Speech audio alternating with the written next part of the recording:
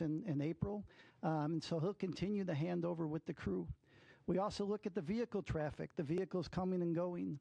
And when you pull all that together, the International Space Station program, the Commercial Crew program, and SpaceX came up with the plan that we just witnessed. The Crew 10 launch last week, the docking over the weekend, the undock early today, and then the landing that we just witnessed. So just an incredible amount of inputs that you get to pull all that together in order to have a successful operation. I want to tell you, we want to thank the Crew 9 team and the ground teams for their dedication to excellence, their resilience, their flexibility during this expedition, everything they did to have a successful expedition, as you have all witnessed. SpaceX has been an incredible partner for us, and it shows the benefits of the commercial public-private partnership that we have. So they've just been a huge, great partner throughout all this. Crew 9, in addition to the spacewalks that many of you witnessed, they performed just about 150 experiments on board the International Space Station with over 900 hours of research. And the work we do on the International Space Station benefits the nation, benefits people on Earth, and are the building blocks for going back to the moon and to Mars. So Nick, Alexander, Butch, and Sonny, welcome home. On behalf of NASA, I want to thank the administration. I want to thank all the work of the NASA teams and all the work of the SpaceX teams. And so with that, I'll hand it over to Commercial Crew Program Manager, Steve Stitch. Thanks, Joel, and thank you all for being here. Greatly appreciate your interest in the Commercial Crew Program and also human spaceflight. Of course, as you know, it's been just a huge week for Commercial Crew. The missions, I think, sometimes seem easier than they are. If I just step back and think about all the challenges we had to launch Crew 9, moving to a different launch pad, adjusting the seats and the crew training, and then, over the weekend, once we docked Crew 10 safely, looking at the weather patterns, finding this great opportunity that we landed at today, adjusting the timeline. It's never easy. Spaceflight's always dynamic. Sometimes it seems like things move from step to step to step, but there's usually different paths along the way. So the weekend was culminated today with the landing of Crew 9. We dragon splashed down at about 5:57 p.m. off the coast of Tallahassee. That's our first Commercial Crew Program landing at Tallahassee. We've had a couple cargo flights land there. And now it's great to have Crew 9 and the Freedom Capsule back home, and its fourth flight is now in the history books. Of course, we're overjoyed. I watched every crew member come out of the vehicle today. Post-landing, it was great to watch Nick, Sonny, Butch, and Alexander come out of Dragon and smile and wave as they came out of the vehicle. We'll get them, they're on the ship now, we'll get them back to meet the NASA aircraft and then back to meet with their families. If you watched the weather today, it was incredible. Clear skies, real low winds, maybe 3 or 4 knots of wind, and really calm seas. You could see the dolphins swimming around the capsule, which was kind of incredible. SpaceX had a nice drone aircraft flying around and taking footage, and that was just incredible. As I said, the ops team just did a phenomenal job over the weekend, pulling in the landing to get the crew home sooner and take advantage of this great weather opportunity. Really appreciate the versatility of SpaceX, the ISS program, Commercial Crew Program, and the flight ops team in planning out the timeline, looking at the crew's workload, determining whether we could pull this off, doing sleep shifting, all those sorts of things that made this an opportunity happen. I also want to thank our partners at the U.S. Coast Guard. They were there on scene, protecting the scene and making sure that it was safe for mariners in the area. The FAA, the Department of Defense, continuing to support us. It's great to see the teams really in action. Overall, I would say it was a really clean undocking, reentry, and landing. The Dragon vehicle performed extremely well, didn't really have any issues to work. Little things, a GPS outage that we reset a filter on and things like that. Today, the sequence went perfectly. We jettisoned the trunk, executed the deorbit burn, closed the nose cone, and did the entry. You could hear Nick call down when we finally got the vehicle back through the blackout, 4.6 Gs, and you could tell they were doing well. And then braced for the parachute deploy of the drogues and then the mains and then have them splash down. So parachutes performed well. The whole system worked just as planned. The crew's doing great. You know, they'll spend a little time on the recovery ship getting checked out, making sure that they're healthy and ready to go, and then eventually they'll make their way back to Houston. Again, I want to congratulate the entire NASA Commercial Crew Program, the SpaceX team. You know, in many ways, if I step back to last year, this has been 9 months in the making, and I couldn't be prouder of our team's versatility, our team's ability to adapt, and really build for the future of human spaceflight and looking at different ways to do business, taking advantage of one vehicle to launch a crew and then bring back the crew in a different vehicle. Our partner SpaceX did a tremendous job. Every time we asked them to do something a little different, they stepped up and to the plate and did that, including swapping capsules 6 weeks ago prior to Crew 10, and then also adjusting the Crew 9 mission. You know, we'll celebrate for a while. We're going to take some time in Commercial Crew to celebrate this one and spend a little time with the crew. And then we'll move on to Crew 11. Crew 11 will be here before we know it. We'll launch that vehicle as early as mid-July, so we'll start preparing for that. And then, you know, we're working hand in hand with Boeing as well on certification of Starliner, getting that vehicle back to flight. You know, Butch and Sonny's return on Dragon, to me, shows how important it is to have two different crew transportation systems, the importance of Starliner and the redundancy that we're building in human spaceflight for our low Earth orbit economy. We're super grateful for Boeing as well and their investment. They're keenly interested in the landing today. They have a watch party going on and are watching Butch and Sonny come back. And they've texted me, you know, at the build up to this, they're very keenly interested in Butch and Sonny. And then we're interested in their resilience. That whole Boeing team, like our whole Commercial Crew Program team, is resilient and moving forward to the next steps on Starliner. It's been a busy start to 2025. It's hard to believe we're in the middle or toward late March. Looking for an exciting summer as well, and I look forward to your questions, and I'll hand it over to Bill. All right, thanks, Steve. Yeah, welcome, and thanks for everybody's interest as we continue on. Return today marks the successful completion of the Crew 9 mission, and really with them handing over operations on board to Crew 10. Just some interesting stats as we go through. Nick and Alexander both spent 171 days in space on this trip, seeing the arrival and departure of 4 different visiting vehicles to the ISS. Butch and Sonny spent 286 days in space, and they got to see 8 different visiting vehicles coming and going from the ISS. We stay really busy as we talk about all these vehicles coming and going from the station. Nick and Butch each conducted 1 spacewalk, and Sonny conducted 2. That actually gave Sonny the record for most time on spacewalks by a woman, and puts her 4th overall in terms of time outside doing spacewalks. The crew contributed to more than 150 unique experiments, like Joel said, including stem cell technology to potentially address blood diseases, autoimmune disorders, and cancers. They tested lighting systems to help maintain circadian rhythms, which will help improve conditions for not only future crews as you go through spaceflight, but also those on the ground for shift workers and those in extreme or remote environments. They did plant growth and quality experiments to support future Moon and Mars missions as we look forward with that. They loaded a really interesting experiment. JAXA had their first wooden satellite. They loaded that into and got that deployed from the ISS. And then as part of their spacewalk, Butch and Sonny collected samples from the station's exterior to study the survivability of microorganisms in the vacuum of space.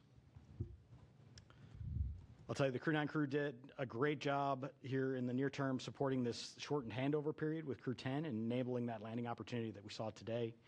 There was a lot of work that they did ahead of Crew 10 arrival to get prepared, and then really working through all of the things that we need to do to hand over the emergency procedures to the crew, to get the cargo transferred that they need to, and to get all the vehicles set up for Crew 10 to be very successful.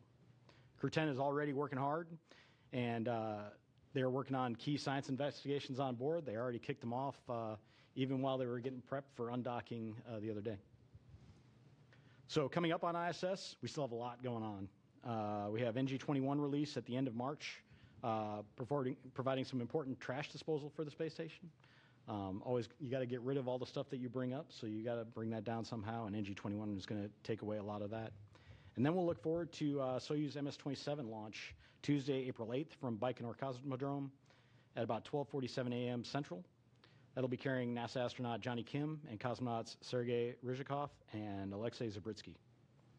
And then before Soyuz MS-26 returns, Alexei Ovchinin will pass on the role of ISS commander to our JAXA astronaut Takuya Nishi. Really a lot of great stuff continuing on station. I really appreciate the entirety of the team, joint with SpaceX, NASA, our operations team, the program teams, the engineering teams, all the work it takes to turn around these missions. It's a ton of stuff, and then we go change it on them at the last minute, and they handle it like the pros that they are. So welcome home to Crew 9, and with that, I'll hand it over to Sarah. All right, thanks, Bill. Well, it's a good day to be here at SpaceX, and it's a good day down in Florida as we welcome Crew 9 home from their stay at the International Space Station. We're happy to have safely returned Nick, Alex, Sunny, and Butch back to Earth and to their families after their time at the orbiting laboratory. Human spaceflight is dynamic and exciting, and this crew knows that as well as any other. So back in September, Steve was talking about this a bit, Crew 9 became the first human spaceflight mission to launch from Pad 40 using our new Dragon Tower that we completed construction on last year. And it was our first mission in a while to fly a crew of 2 since Bob and Doug's historic flight in 2020. So then just 3 days ago, we launched Crew 10 to take over and continue the work of Crew 9 on ISS. And I forgot to mention this Friday night, but Crew 10 was our 50th Dragon mission since first launching COTS 1 in December of 2010. That's a huge milestone for the team. COTS, if you don't remember, stands for Commercial Orbital Transportation Services. And COTS 1 was the first demonstration mission under that original partnership with NASA to resupply the space station with cargo flights. It was also the mission that inspired me to join the SpaceX team, which I'm so grateful I was given the opportunity to do a few months later. So the rest is history. We've been bringing cargo and more recently crews to the orbiting lab for well over a decade since. And as we talked about a few days ago after Crew 10 launch, NASA and SpaceX adapted as this mission evolved. And I appreciate all the kind words said already during this press conference. As we adapted together, we kept safety at the forefront. And thanks to the teamwork across the 2 agencies, a change in the Dragon spacecraft for Crew 10 and then a shortened handover helped accelerate the Crew 10 launch and the Crew 9 return. Then over the weekend, we decided as a joint team to undock a day earlier than originally planned to take advantage of some great weather we were seeing off the coast of Tallahassee for splashdown. So I know this required quite a bit of creativity from the NASA team and the onboard crew to compress the handover even further than they already had. And I'm thankful for everyone's hard work and flexibility to safely bring Dragon and the crew home today. I'd be remiss if I didn't acknowledge that today's return was also our final Dragon recovery on the East Coast. So after 6 years of successful recovery operations off the coast of Florida, we'll now be moving all Dragon recovery operations back to the West Coast. I just hope the California coast can bring as many dolphins as we saw during today's operation. That was really fun to see. We had a nominal return today. Dragon is healthy and the parachutes performed as expected. The crew is likely on the recovery vessel now, soon to transit to the SpaceX NASA handover location, while the SpaceX vessel transports Dragon back to our refurbishment facility at Cape Canaveral in Florida. It's amazing to think that SpaceX has now safely flown 62 crew members from 14 countries to space, 52 of those to and from the International Space Station. Dragon has supported 46 missions to the station in all, and 29 of those on reflown Dragons. I think that's enough flights that we can be really proud of what the team has built together and what we've accomplished, but always with the humility and awareness that we will continue to learn every single mission.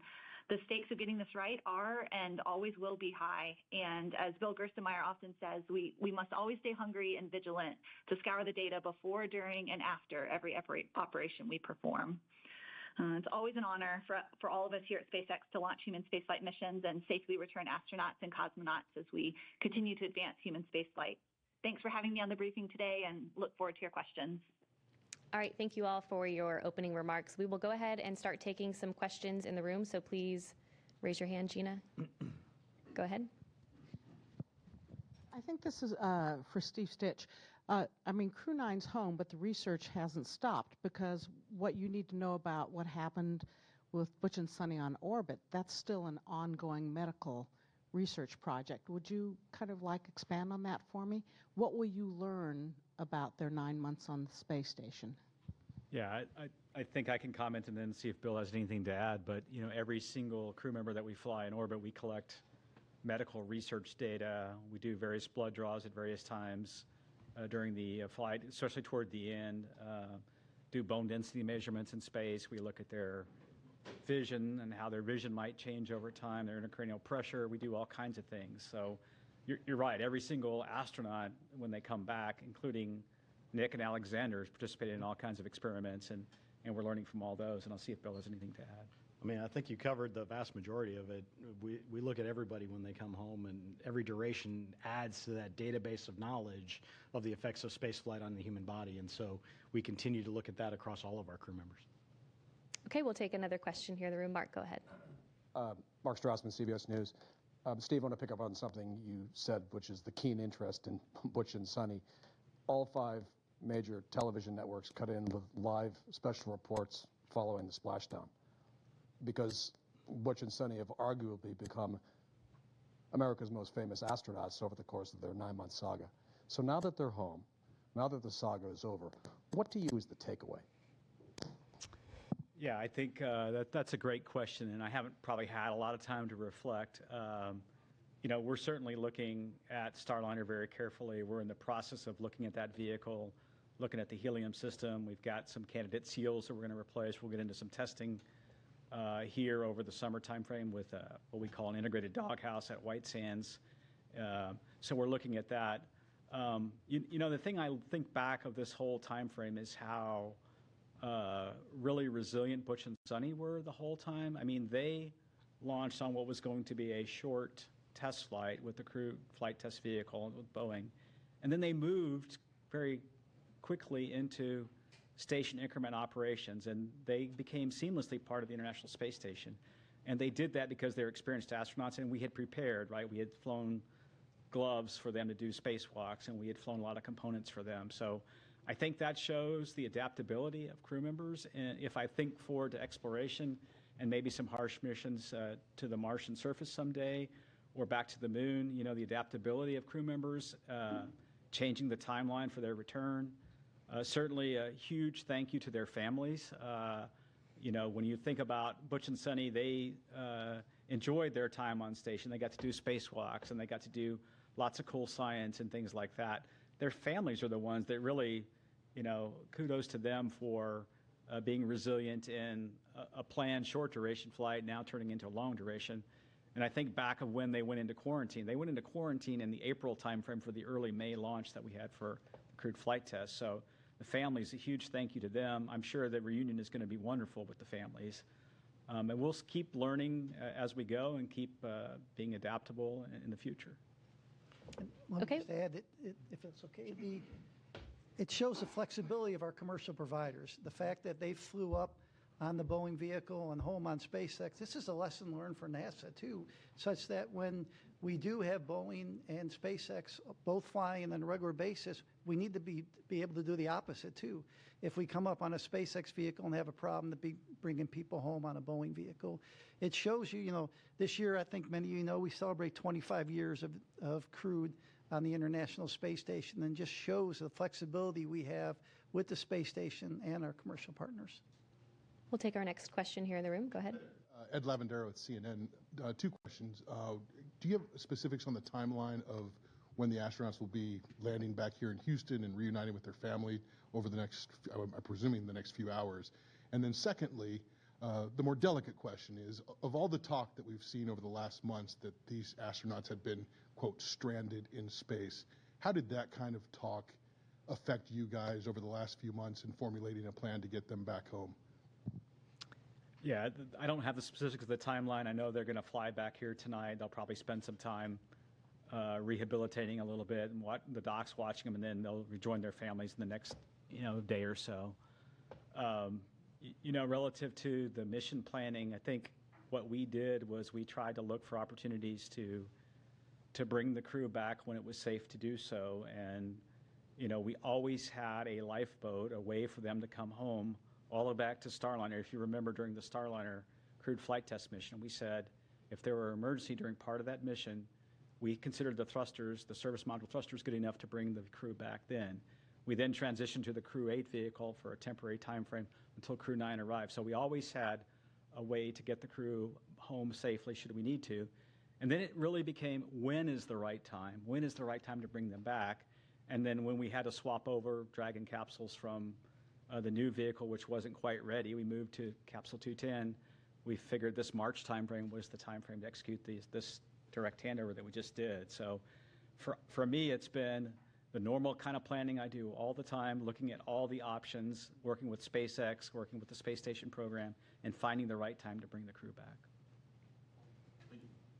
Okay, we'll take another question here in the room. Hi guys, my name is Amanda Henderson. I'm with KHOU 11, the CBS affiliate here in Houston.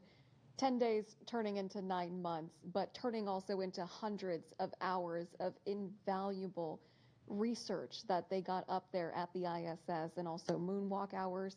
Can you talk a little bit about how, when you realized that they were going to be up there for longer than the intended time frame, they were able to transition into getting that invaluable research started? Yeah, I can start with that one, and I can let these guys add in. So even before they launched, because we knew they were flying on a test mission, we provided all the training for the stay on ISS that they would need to be a long-duration crew member. We flew the equipment. Every crew has unique equipment that they need to do a spacewalk, and we made sure we had that up there. So I think it really comes to the preparation that we did even before they flew that allows them to be so successful when they get up there. And that's really what we do with all of the crews that fly to the ISS. There's the rigorous training program that they go through.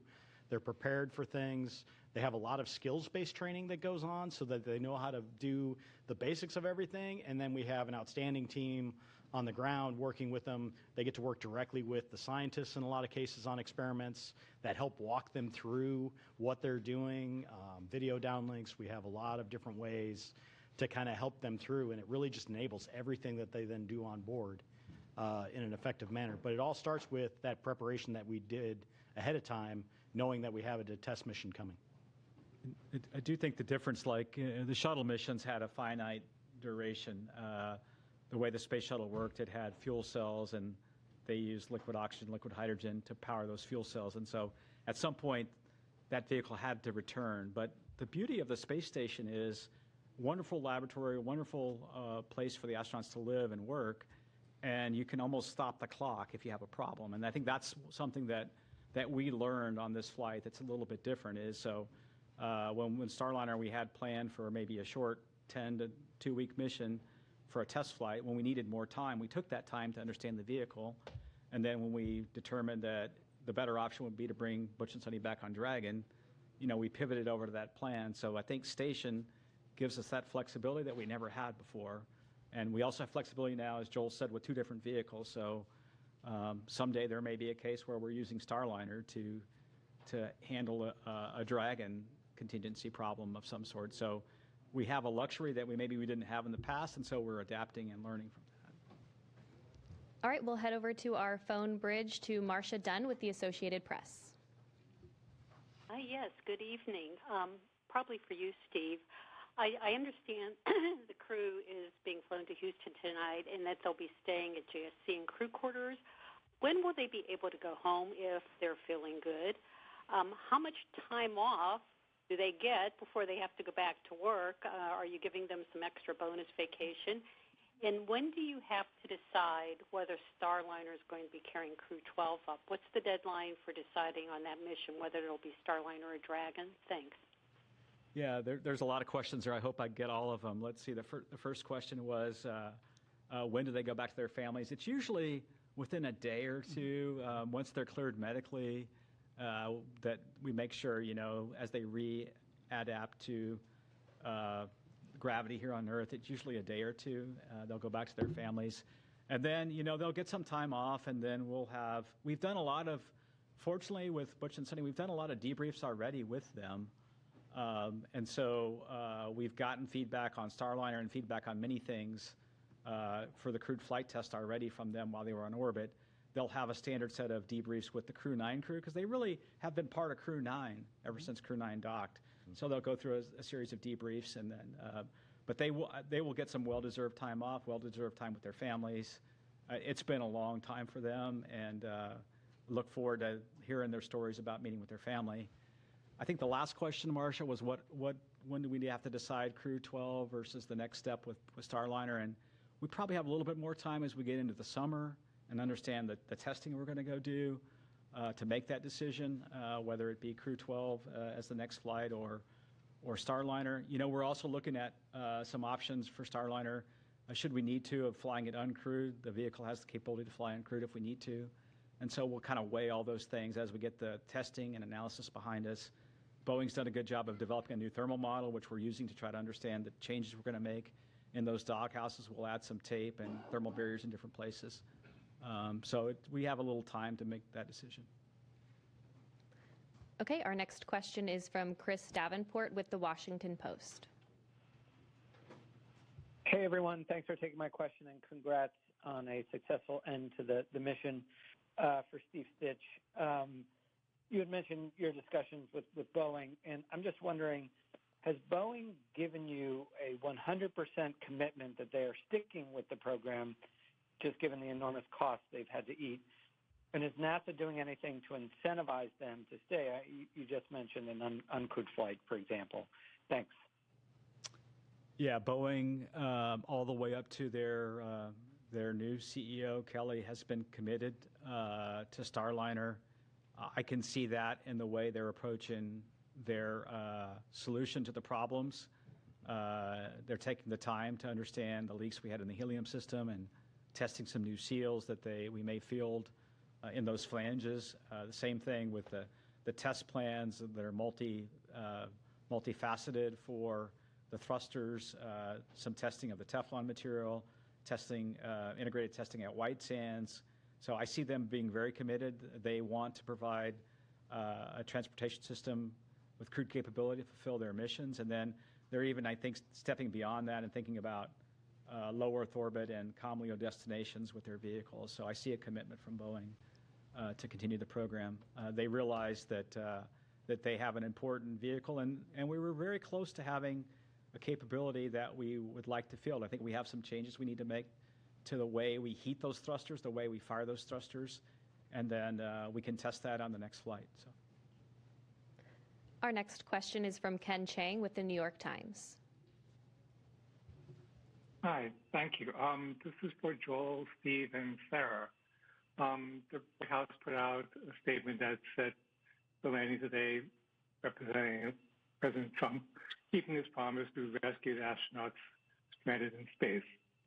And from what you just said during this news conference, I think it's been in the works for months, and a lot of work for everyone. I was just wondering, could you explicitly answer the question, if Kamala Harris were president, or if Joe Biden had run for re-election and won, would anything have changed with this mission? Thank you. NASA is an agency. We work for the president, and who's ever there, we work for them. We had an input from that office. We took a look at it, and our job is to take all the inputs we get and operate as successful and safely as we can. And that's what we did for this administration, and that's what we would do for any administration. Our next question is from Sana with Bloomberg News. Hi, thank you so much for taking my question. I had another question regarding Boeing. I know you just mentioned that you're looking at options for an uncrewed mission. So I guess we're wondering who would pay for the uncrewed mission, and would Boeing be required to redo the crewed test flight as well? Thanks.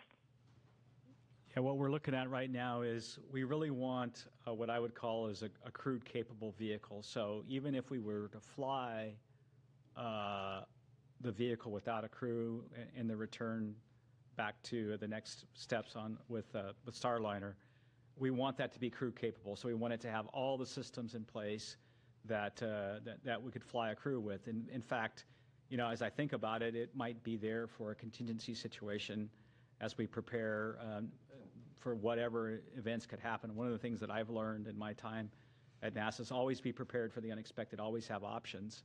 And so that's what we're thinking about. So we'll take those steps forward. We'll look at the test data. We'll make a decision whether to fly it crewed or uncrewed. And then, we are trying to do it under what we call this post-certification phase of the contract.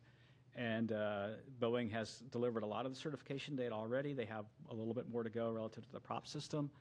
I think we talked about they're flying a new spacesuit eventually, and a few other things like that. So we're looking at doing it under that phase of the contract, and NASA meeting its commitments on those flights. Our next question is from Will Robinson-Smith with Spaceflight Now. Hi, thanks so much for taking the time to talk with us today, and congrats on the splashdown of Crew 9. Maybe just following up on Ken's question to Joel and Stitch and Sarah. Obviously, as you've discussed tonight and over the last several months, the plan has been established for some time on how to bring Butch and Sunny back to Earth. But barring them returning on the seats that were added on the Crew 8 Dragon spacecraft, had the decision been made to try to bring them back any earlier, was there a Dragon spacecraft that would have been available to operate that mission prior to the Dragon that we just saw support the launch of Crew 10? Thanks. Yeah, the earliest Dragon that we had to go fly the mission really was this capsule 210. And so when we were planning originally on Crew 10 to have the newer spacecraft, we thought it would be ready. And initially, we were going to launch in mid-February. We moved it to March 25th. And then I think Sarah talked briefly before about some of the challenges we had, or maybe it was Mr. Gerstenmaier, with a battery system that was a bad component we had to pull off. We had to pull the heat shield off and vector out of some work on the vehicle. We had some challenges with some valves in the prop system. And this, to me, is just evidence of how complicated. I don't think we always do a super good job of explaining how complicated the spacecraft itself is made up of millions of components that have to work in an integrated fashion, and you go through testing and qualification to get there. And so those components didn't work. And when we looked at that, we just pivoted over to the vehicle that was going to be ready the soonest, which was Capsule 210, and that led us to the March 12th date and then eventually the March 15th launch. Our next. Yeah, and maybe I would just add that with 5 Crew Dragon spacecraft in the fleet, certainly many paths are possible, right? With the allocations as we had them with our current slate of missions in the next 12 to 18 months, exactly as Steve said, it was the new spacecraft that was anticipated to be ready first, with the one we ended up flying shortly on the heels, and then when we ran into a processing issue on that new vehicle, the other one could be ready sooner, and so those were the 2 that were coming available. But certainly we can pivot and adapt. Flexibility is the name of the game, right? And so if we change what lanes or what stage of the flow any given spacecraft is in, we can open up other options available. But we had these vehicles allotted to or allocated to specific missions, and these were the 2 spacecraft that met the need that we had here in the spring to fly these missions in the timeframes that they were requested. All right, our next question is from Joey Roulette. Hey, thanks. Just 2 questions. One quick one for Steve. I just want to be clear. So it sounds like the testing results that you guys are going to have with Starliner this summer and maybe later on is going to determine whether its next mission is uncrewed or crewed. And whatever that next crewed mission is that going to be like a routine certification crew mission, or might there be another CFT? And then the second question is for Bill Specht. I was just wondering if there's any studies that Butch and Sunny are involved in that investigates the like behavioral or psychological kind of response to not just long duration spaceflight, but unexpected changes to a mission in the middle of it. Thanks. Yeah, when we look back at the crewed flight test, we got a lot of good data out of that flight relative to having a crew on board. So really the thing that we need to solidify and go test is the prop system and the service module. We need to make sure we can eliminate the helium leaks, eliminate the service module thruster issues that we had on docking, and then the rest of the vehicle performed really well. So when we look forward, what we'd like to do is that one flight and then get into a crew rotation flight. So the next flight up would really test all the changes we're making to the vehicle, and then the next flight beyond that, we really need to get Boeing into a crewed rotation. So that's kind of the strategy. Yeah, and then to your second question, all of our crew members go through evaluations. They fill out surveys. They do medical evals. So all of these things happen on every crew member. So we do get some unique data from Butch and Sunny based on their stay, but it's something that we do with every crew member that flies. There's always changes that happen on board. There's always adjustments that we have to make that all of the crew members adapt to. As you've watched with our flight schedule over the years, it's very rare that we actually get a flight to fly exactly where we planned it 2 years out when they were thinking it was going to be. So it's okay that we have these changes and they adapt really well. But everybody gets kind of looked at in terms of those effects and understanding just the effects of spaceflight on them. So. Okay, our next question is from Maria with KBIR Knoxville. Hi, yes, thank you so much for your time. If someone can walk me through the physical and mental adjustments that the astronauts are going to be experiencing. I can try and see if Bill and Joel have anything to add. When they get back, the body is an amazingly adaptable.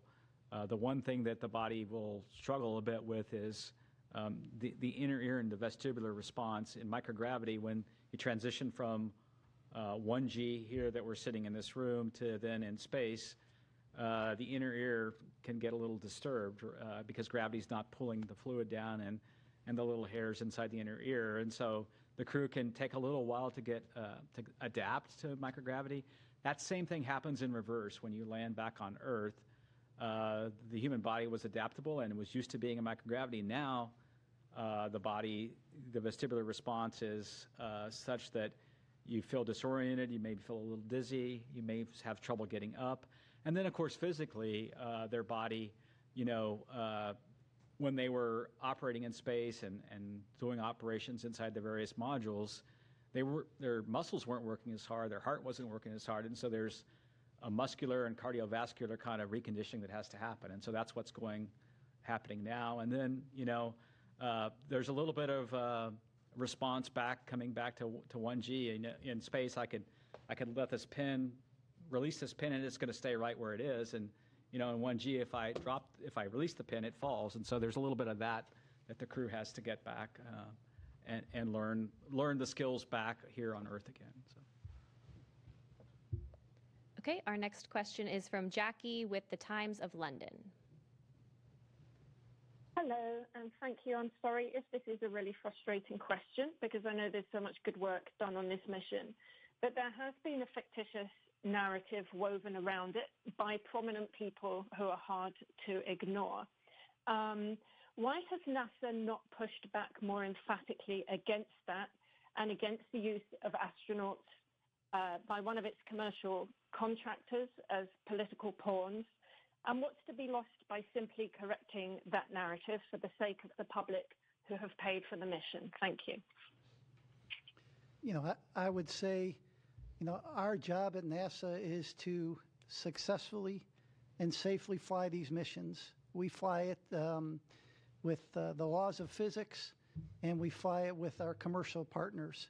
And so oftentimes there may be things out in the press that may not be exactly what's happening. And our job is to fly these missions, and regardless of what you read in the press, our job is to fly successful missions, safe missions, and do the science we do on board the International Space Station. I mentioned this year 25 years of continuous crew presence on board later this year, the International Space Station. And we do about 150 experiments every expedition we fly. So think about it, every 6 months. I think we're over 3,000 3,000 experiments since we started the International Space Station, and that's what we focus on.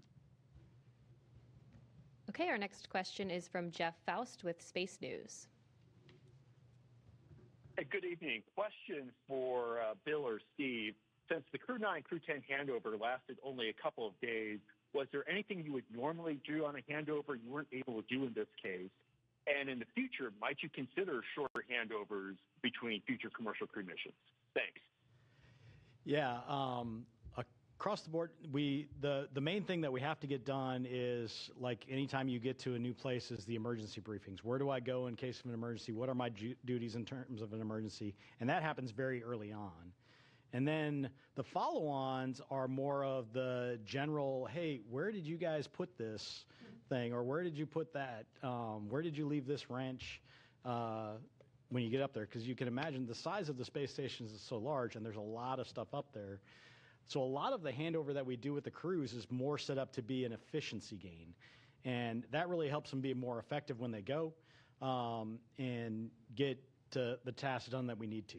So when we reduce that time, we reduce that efficiency in the near term to accomplish the tasks on board. We evaluate that each time and understand what our handover is.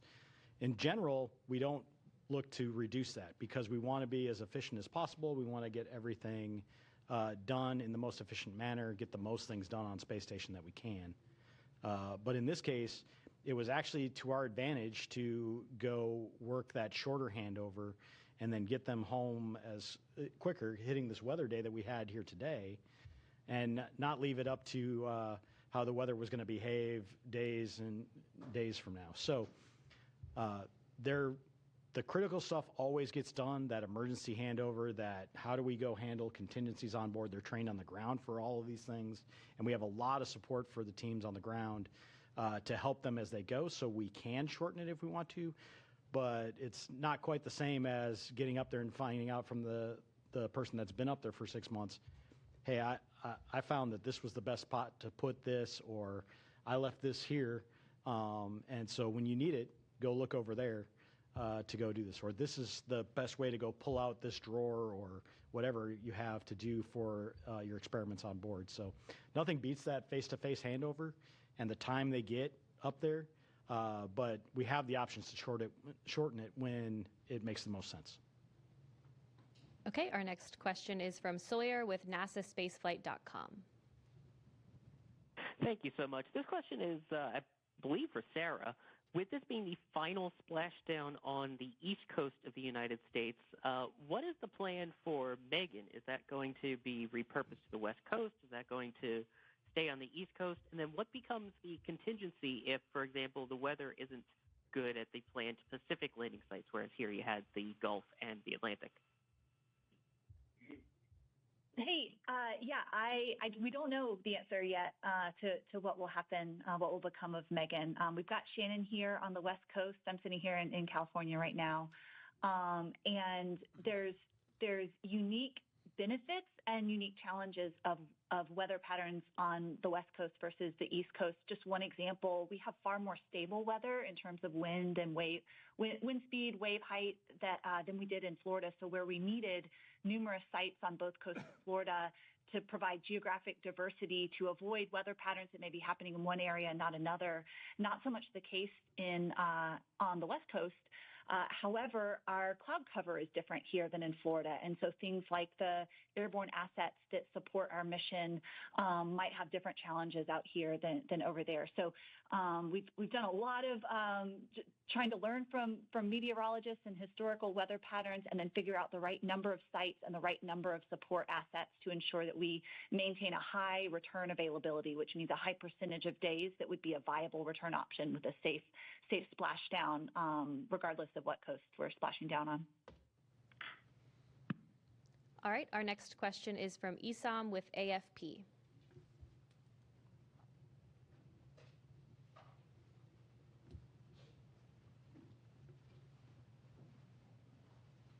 If you're talking, we can't hear you.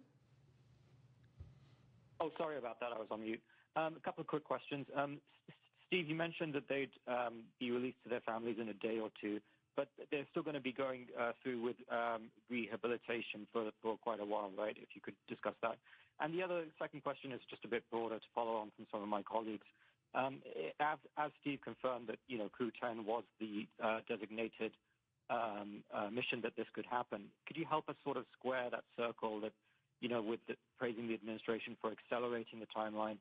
How concretely, just to follow up on my colleagues' questions, how concretely can the administration be credited with accelerating the recovery when, the plan hasn't fundamentally changed here?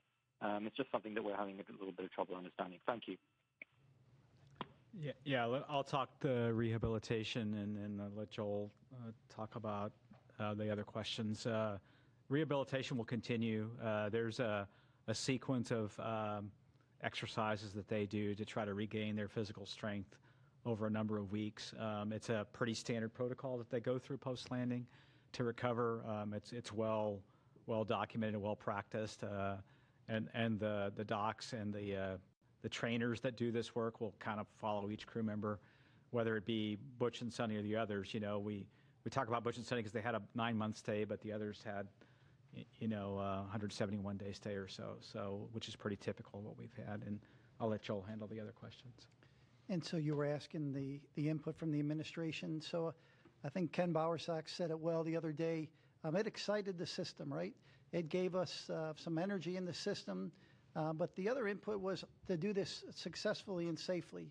And that's why I talked about all the different inputs that you get. We got the input from the White House, but you also have to look at the vehicle readiness. We talked about looking at weather. We talked about recovery team, handover, the vehicle traffic going to and from the International Space Station. So when you put all that together, we came up with, I thought, a pretty good plan that the teams executed over the last 4 or 5 days. All right, we'll take the next question here in the room. Darlene Ferris with Fox 26 Houston. I was just wondering if any of the experiments or tasks, was there anything that was able to be done due to the unexpected extra manpower with them on board that wouldn't have like a benefit to having the extra people? So we, once Crew 9 arrived and Crew 8 departed, we were at our normal crew level.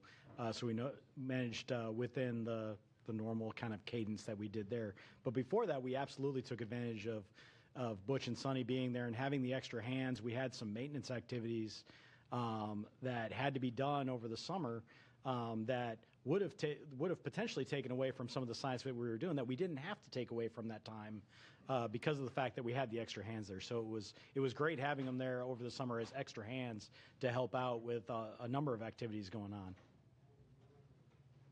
Okay, we'll take our next question here in the room.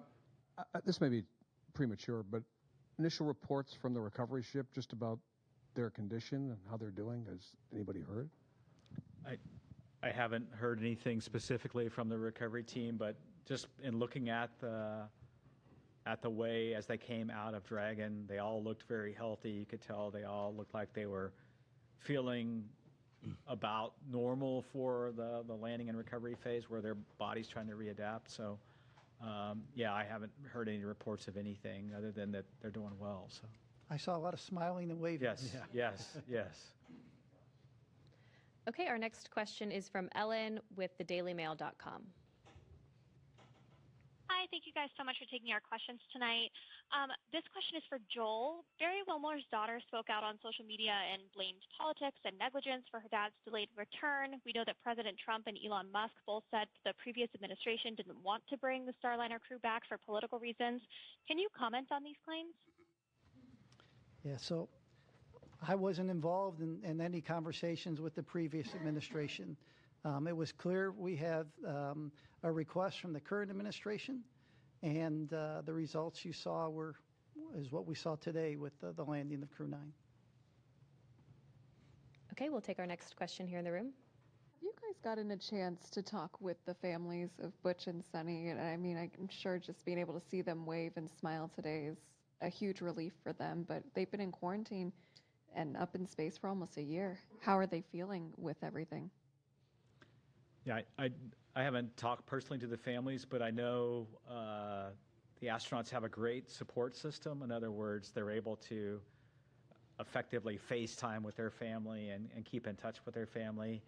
I'm sure Butch is looking forward, and Sonny both coming. Easter's coming up, and there's graduations coming up, and there's lots of family activities coming up that the timing's probably pretty good for. So I haven't had a chance to talk to the family. So My guess they had bigger smiles than the crew members. yes. Okay, our next question is from Mike with space.com. Thank you, guys.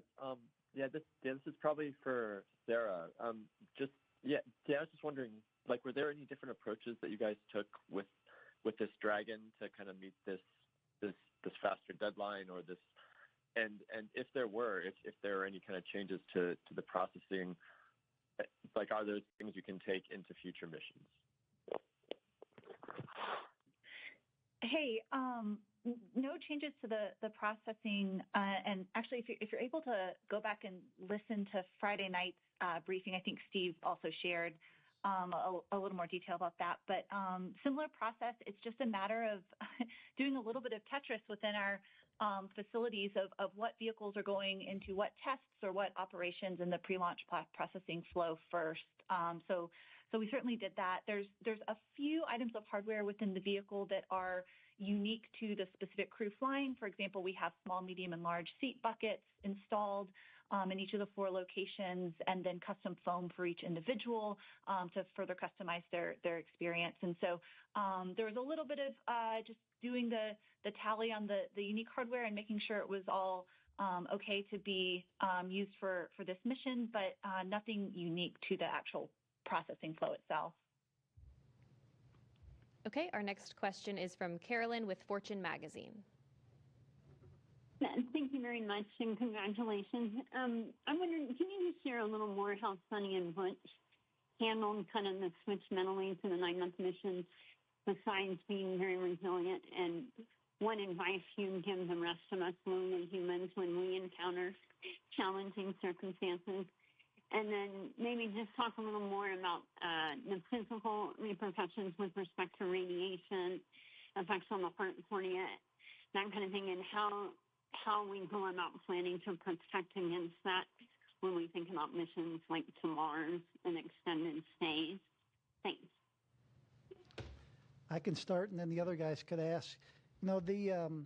Before an astronaut flies, we talk to the crew. The crew members are talked to about extending. Hey, you may be assigned for a 6-month mission or an 8-day mission in this case, and you may be extended.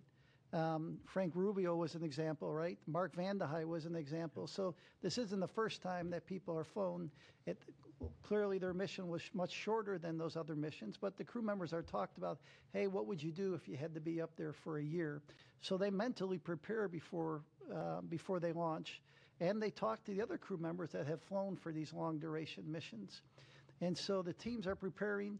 We do different things on the ground. If you're there a little longer than normal, maybe you'll have some extra family conference times, or maybe a half day off after a certain amount of time on orbit. And so we had experience from past crew members, and we made changes in the operations and how we do that. And so let's see, Bill, if you want to add anything to that. Yeah, I think the other question was, really on kind of the effects of space on people in general, and when you change the duration on them. We look at every crew member when they're going up and making sure that we feel confident, even if their mission had to be extended, that they're up for it and that they've got, I think, the time allowable, I think, for them to stay in space and to go through that. We monitor everything on board.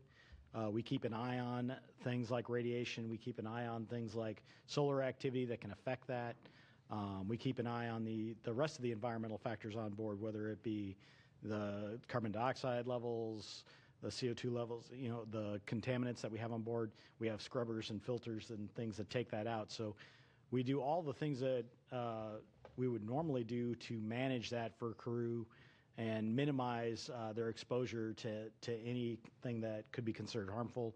And then we limit the times to the best of our ability that we can up there. Our next question is from Marcia Smith with spacepolicyonline.com. Thanks so much. Steve, you mentioned that Crew 11 might launch as early as July, which seems like a pretty short interval for Crew 10 to be up there. Could you talk about what's driving you to launch as early as July? And will either of the astronauts who are bumped from Crew 9 be on Crew 11, Stephanie Wilson or Zena Cardman? And which capsule will they be flying? Let's see the timing for that mission right now. Originally we were going to fly that mission. We had been, if you look at historically, our rotations have been in February and August.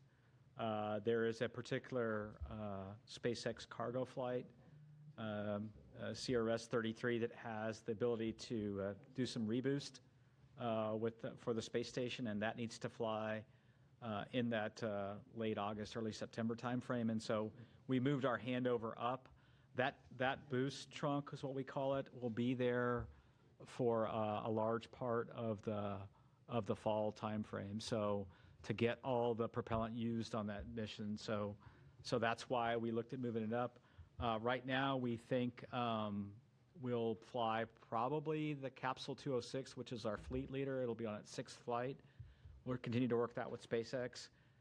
You have to remember with space station, one of the critical consumables is docking ports. We have 2 of those docking ports. And so once we fly that CRS-33 mission with the boost trunk, one of those docking ports will be tied up for an extended duration. And we like to do this direct handover. We like to ensure the new vehicle is there, the new crew's there, before we undock the astronauts that have been there for the increment in progress. And so when you put all that together, it drove us to look at right now, mid to late July. Of course, things can change over time, but that's kind of what we're looking at. We'll kind of pivot over to that once we complete the debriefs for Crew 10. So, our next question is from Will Robinson-Smith with Spaceflight Now. Hi. Taking a question from us. Question to Steve Stitch. Going back to the comment you made earlier in this briefing, correct me if I'm wrong, but I think you said that there was another look that needed to be taken at the flight suit for those flying both these flyers. Can you add a little bit of detail into that may need to be changed and the reason for that? Thanks. Did you get that? I couldn't. I'm sorry, you're coming in a little bit, it's breaking up a little bit. Can you please try to repeat your question?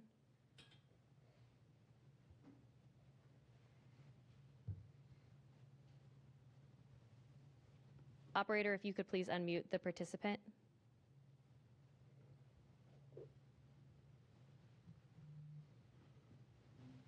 Will, if you're talking, we can't hear you. Can you hear me? Yep, we can hear you now. Okay, perfect.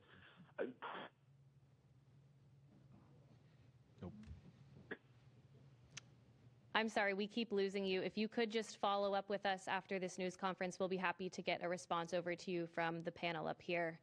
But for now, that'll do it for our press conference this evening. Once again, Crew 9 is safely back on Earth.